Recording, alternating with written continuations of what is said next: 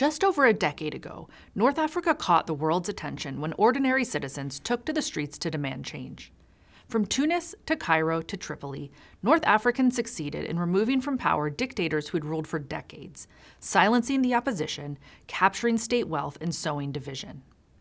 But while the North African people succeeded in bringing some positive political change to the region, the uprisings, commonly known as the Arab Spring, also unleashed a decade of instability and disorder. Today, each North African state is on the precipice of change.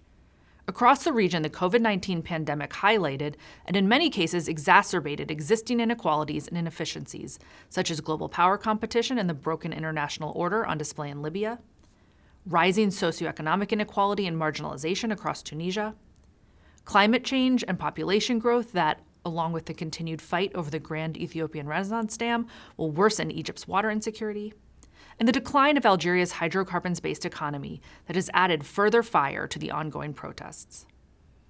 One common theme across these diverse countries is the broken social contract. The factors that led to the Arab Spring, like rampant corruption, regional inequality, and a lack of voice and accountability for the region's citizens, have not gone away. Most of the social, economic, and political factors that brought people into the streets in 2011 are in fact worse today. And in the wake of the pandemic, regional governments have been exposed for their failure to deliver the effective governance, including adequate healthcare, social safety nets, and stability that the people demand.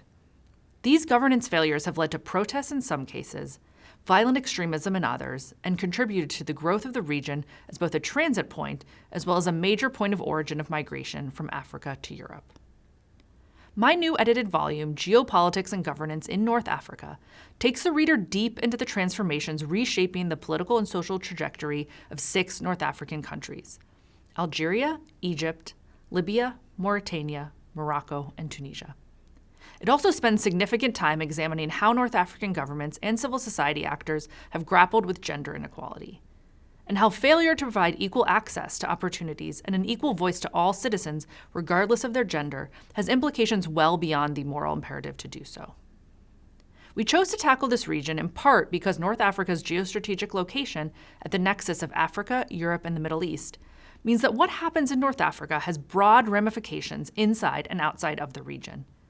And the changing geopolitical dynamics, whether the rise of Russia and China and decline of U.S. influence, or the intra-regional conflicts in the Middle East, has serious implications for how each country responds to the challenges at home. If you want to know more about how North Africa is shaping and being shaped by the world around it, please read my new edited volume, Geopolitics and Governance in North Africa.